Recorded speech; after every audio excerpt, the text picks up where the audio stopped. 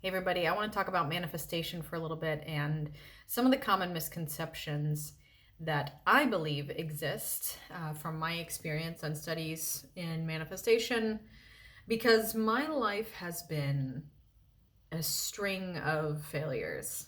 It's been uh, quite an experiment, and I have spent roughly the past 5 years actively working on manifestation and studying with various teachers of manifestation and the process, and have come to find that certain things don't make sense, certain things don't work, certain things don't hold up to be true, and that the manifestation culture itself has a lot of holes and a lot of problems.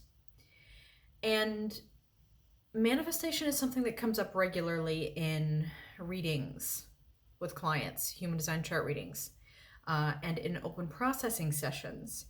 And so there are some things that I just wanted to come address on the topic. Some things that I think are rather unhelpful. So let's start with the fact that manifestation is sometimes called the law of attraction. And when you dig deeper into this aspect of manifestation, this vein of it, you find that oftentimes people are believing that the law of attraction means that you attract your reality, that you attract everything that comes to you, everything that happens in your life, you attracted. And so this is one of the common misconceptions, one of the things that I believe is untrue about manifestation, and that is that we just attract things. And this is something that misses a crucial step in the manifestation process, which is action. And this is something that really makes things manifest. It makes ideas and things into reality, is action. And so the law of attraction seems to sometimes be, misrepresented or misunderstood or taken to literally mean that you just attract things to you, that you don't have to act.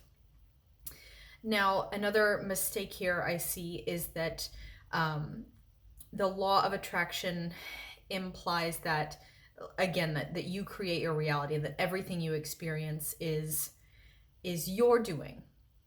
And I believe that that is not true, that there are things that happen in our lives that we have no control over, that they just happen.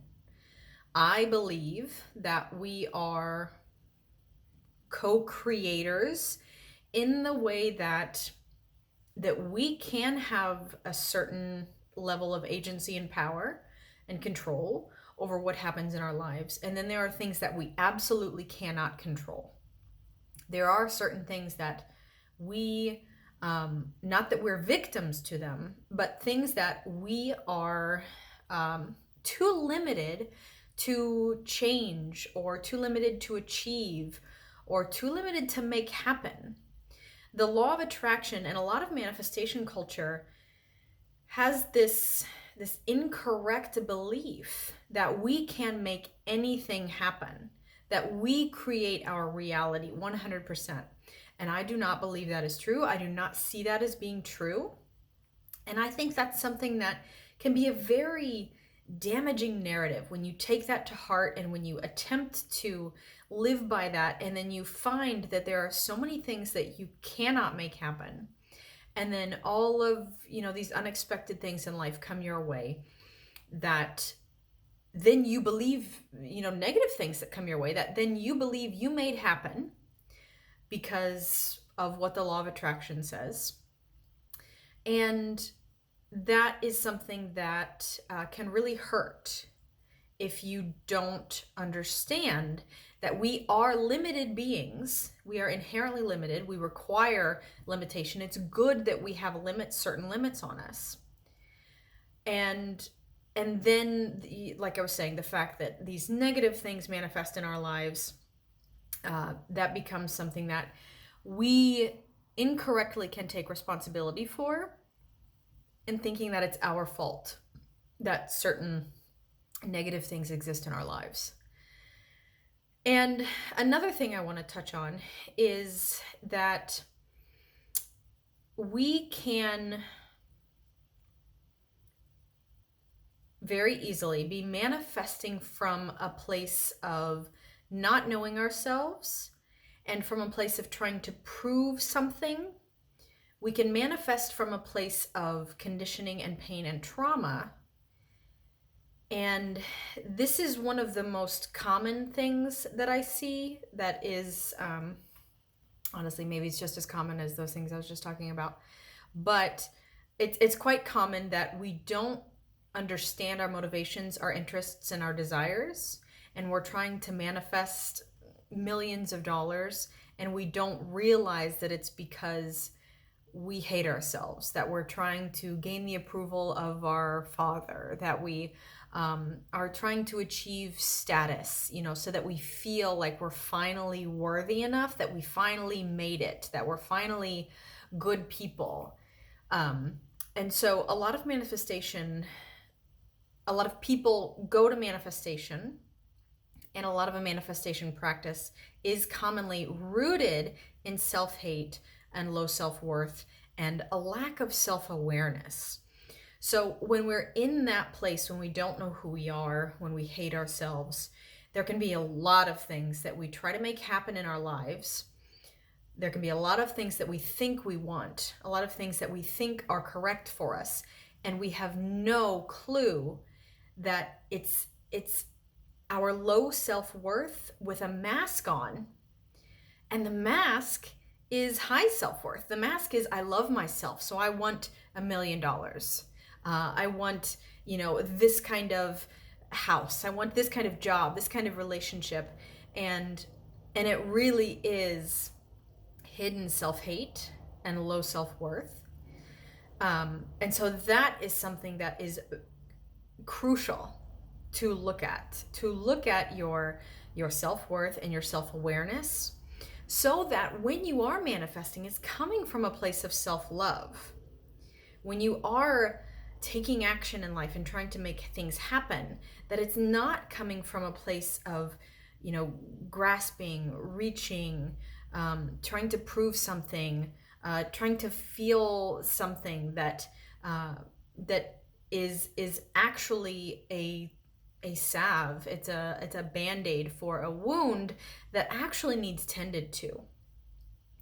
So that's a really big one. And then the last thing I would say is that manifestation is not something that is going to make you happy. And this makes me think of how sometimes there's this narrative that your perception creates your reality. And I think there's some truth to that, but I don't think that it's 100% true. I think that there are certain mindsets and ways of perceiving things that we cannot override. And sometimes when we hear our perception creates our reality, we just start lying to ourselves and change your mindset and then change your world sort of thing, which is really just overriding your nervous system, overriding your body, overriding your emotions, overriding your trauma. And there is a time and a place for changing your mindset and your perception, but there is truth in the body that is oftentimes ignored and suppressed and neglected. So there's that. And this is just kind of leading me to how manifestation is something that is not going to fulfill you.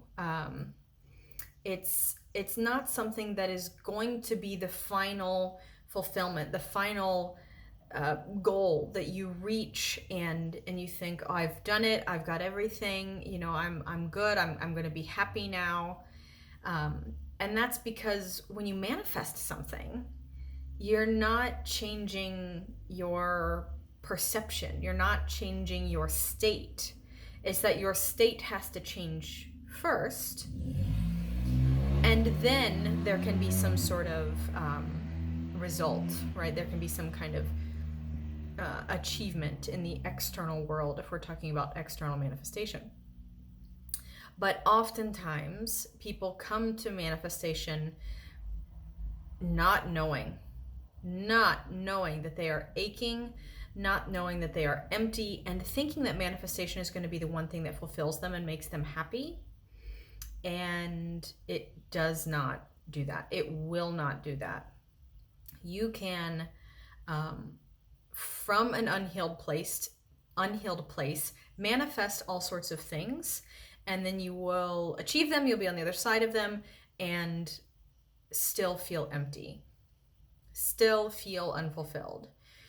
So these are just a handful of things that I wanted to touch on and share my thoughts on. My beliefs, my experiences in my personal life, in years of studying various manifestation styles and manifestation rhetoric, in my observations, and in my work with clients. So I hope that's helpful. I'd love to know your perspective on these things, hear your thoughts. But I just wanted to share mine as I move forward in working with people to manifest. Because I believe that manifestation happens when we are self-aware, when we have a relatively healed sense of self-worth. Then we align with that, and then we take action to achieve something. So I'm currently offering a 5-session practical manifestation bundle, which includes a 1-hour human design chart reading if we've never worked together before.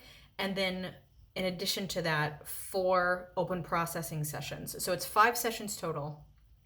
But if we have worked together and you've had a chart reading with me, then it would be 5 sessions, one-on-one, to look at what you're trying to manifest, what maybe is getting in the way, and to work on the self-awareness and the alignment, and then take action to move forward, to get unstuck, to try to make something happen in your life, or just to understand where it's all coming from, and if something's right for you, and then how to move forward with it.